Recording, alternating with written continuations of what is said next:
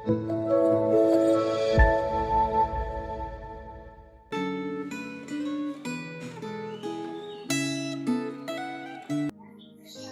saudara yang terkasih dalam Yesus Kristus, bersama-sama pada hari ini kita akan merenungkan kembali kebenaran firman Tuhan. Mari kita berdoa. Bapa kami yang ada dalam kerajaan surga, kami datang kepadamu ya Tuhan, mohon kasih karunia Tuhan, mohon penyertaan Tuhan yang menyertai kami sehingga kami boleh belajar bagaimana kami hidup untuk terus bekerja bagi Tuhan. Dalam namamu kami sudah berdoa dan mengucap syukur.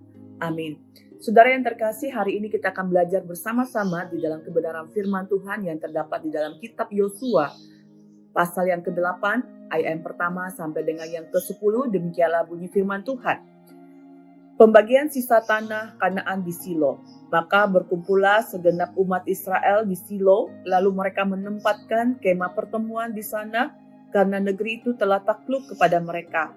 Pada waktu itu masih tinggal 7 suku di antara orang Israel yang belum mendapat bagian milik pusaka. Sebab itu berkatalah Yosua kepada Israel, berapa lama lagi kamu bermalas-malas sehingga tidak pergi menduduki negeri yang telah diberikan kepadamu oleh Tuhan Allahmu nenek moyangmu.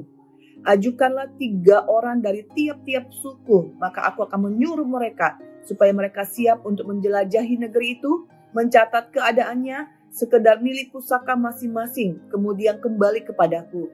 Sesudah itu mereka akan membaginya di antara mereka menjadi 7 bagian. Suku Yehuda akan tetap tinggal dalam daerahnya di sebelah selatan dan keturunan Yusuf akan tetap tinggal dalam daerahnya di sebelah utara. Kamu catat keadaan negeri itu dalam 7 bagian dan kamu bawa kemari kepadaku, lalu akan membuang undi di sini bagi kamu di hadapan Tuhan Allah kita. Sebab orang Lewi tidak mendapat bagian di tengah-tengah kamu karena jabatan sebagai imam Tuhan ialah milik pusaka mereka. Sedangkan suku Gad, suku Ruben, dan suku Manasye yang setengah itu telah menerima milik pusaka di sebelah timur sungai Yordan yang diberikan kepada mereka oleh Musa hamba Tuhan.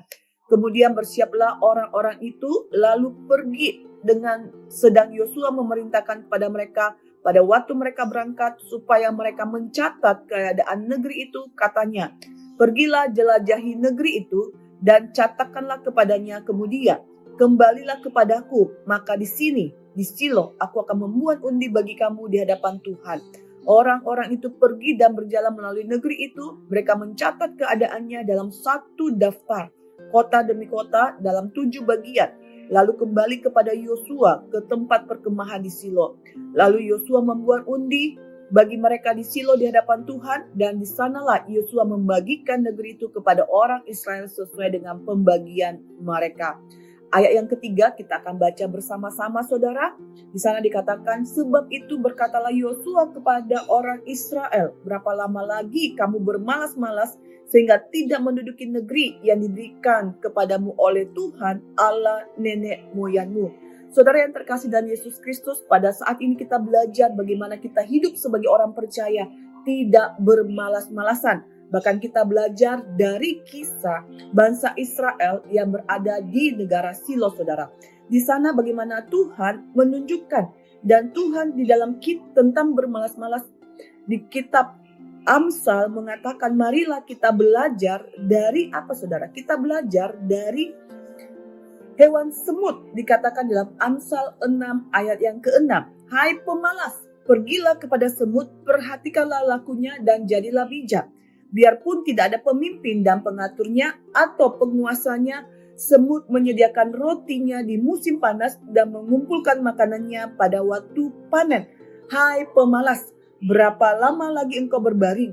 Bilakah engkau bangun dari tempat tidurmu? Tidur sebentar lagi, mengantuk sebentar lagi, melipat tangan sebentar lagi untuk tinggal berbaring. Saudara, semut ya diberikan satu perbandingan bagi orang-orang yang malas. Dikatakan di sana semut tidak ada pemimpinnya, tidak ada penguasanya, tidak ada yang mengatur mereka, tetapi mereka tahu bagaimana mereka hidup sebagai binatang ciptaan Tuhan. Mereka tidak bermalas-malasan, saudara. Maka pada masa tuai, masa panen, mereka mengumpulkan roti-rotinya untuk mereka tampung pada masa paceklik, saudara. Dan kitab Amsal mengatakan, hai pemalas, berapa lama lagi kah engkau akan tidur? Berapa lama lagi kah engkau berpangku tangan? Saudara bisa melihat semut yang tidak ada pemimpinnya itu tidak bermalas-malasan. Berbeda dengan bangsa Israel. Apa yang terjadi? Bangsa Israel ketika mereka sudah ada di dalam tanah perjanjian yang diberikan oleh Allah kepada mereka, mereka yang dipimpin oleh Yosua, saudara. Dikatakan ayat yang ketiga, mereka hidup dengan apa? Bermalas-malasan. Dan Yosua menegur mereka. Hai engkau orang Israel, berapa lama lagi engkau bermalas-malas? Karena pada saat itu mereka yang ada sisa 7 suku ini, mereka yang sudah ada di dalam penampungan atau berada di tanah perjanjian yang Tuhan berikan kepada mereka, mereka tidak melakukan apa-apa, saudara. Mereka hidup di dalam kemalasan mereka. Sehingga Yosua menegur mereka, saudara. Sehingga Yosua ketika menegur mereka, Yosua meminta kepada mereka setiap suku dari 7 suku itu untuk mengutus 3 orang untuk menjadi pengintai yang masuk ke kota Silo untuk melihat daerah mana yang akan mereka duduki pada saat itu. Saudara, perintah untuk mengintai ini adalah bukan perintah yang pertama, saudara. Kita boleh mengingat di kitab Bilangan 13 ayat 17 sampai 20 bagaimana Musa juga meminta kepada bangsa Israel, suku-suku bangsa Israel untuk mengirimkan 12 pengintai untuk masuk ke dalam, untuk melihat situasi, untuk melihat kondisi yang ada. Namun apa perbedaannya, saudara? Ketika Musa meminta 12 orang untuk pergi mengintai, dengan Yosua meminta mereka untuk mengintai, saudara. Perbedaannya adalah, saudara, bahwa pada masa Musa meminta bangsa Israel untuk pergi mengintai, pada saat itu bangsa Israel itu adalah bangsa yang suka bersungut-sungut. Mengapa mereka suka bersungut-sungut?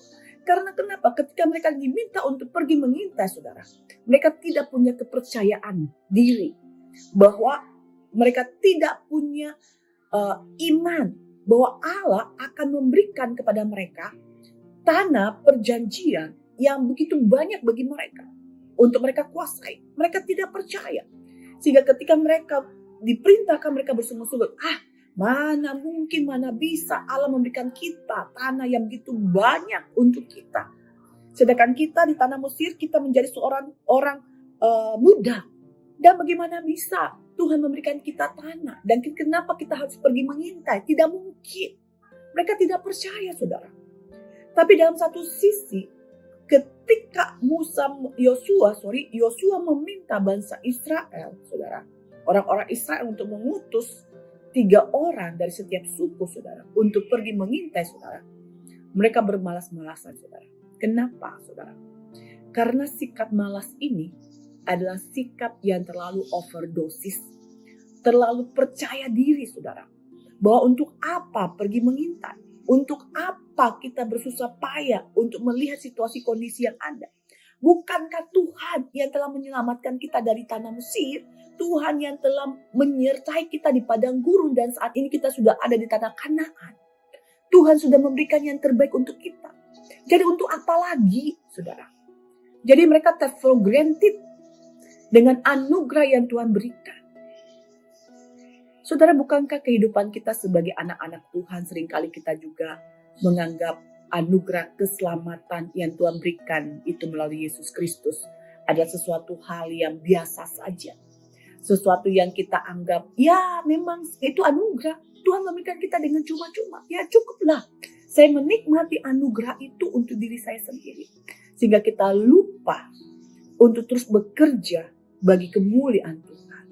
Kita lupa untuk melakukan pelayanan penjangkauan bagi orang-orang yang belum percaya.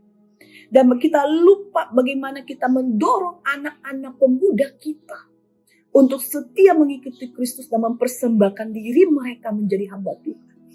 Kita ada dalam zona nyaman, saudara. Kita hanya datang beribadah. Kita hanya memberikan persembahan. Kita hanya membaca firman Tuhan untuk diri kita. kita lupa bahwa roh yang ada dalam diri kita, ada roh Allah yang menuntun kita untuk terus menyala-nyala melayani Tuhan.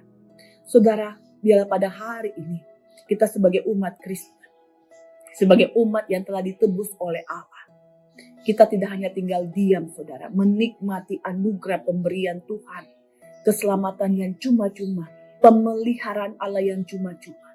Tetapi biarlah kita meresponi iman kita, keselamatan kita dengan terus bekerja, memberitakan firman Tuhan, mendorong umat Allah, mendorong pemuda-pemuda kita, mempersembahkan diri mereka untuk melayani Tuhan. Sudah siapkah kita mengambil komitmen hari ini? Saya tidak mau bermalas-malas lagi. Saya mau giat bekerja bagi Yesus. Mari kita berdoa. Bapa kami yang ada dalam kerajaan surga, terima kasih Tuhan untuk anugerah-Mu yang Kau berikan kepada kami. Hanya karena kasih anugerah-Mu kami diselamatkan. Dan biarlah kami yang telah mendapatkan kasih anugerah keselamatannya daripada Tuhan, kami tidak tinggal diam menikmati anugerah-Mu, tetapi kami terus bekerja bagi Engkau. Terima kasih Tuhan. Dalam nama Tuhan Yesus kami berdoa, kami mengucap syukur. Amin. Tuhan Yesus memberkati.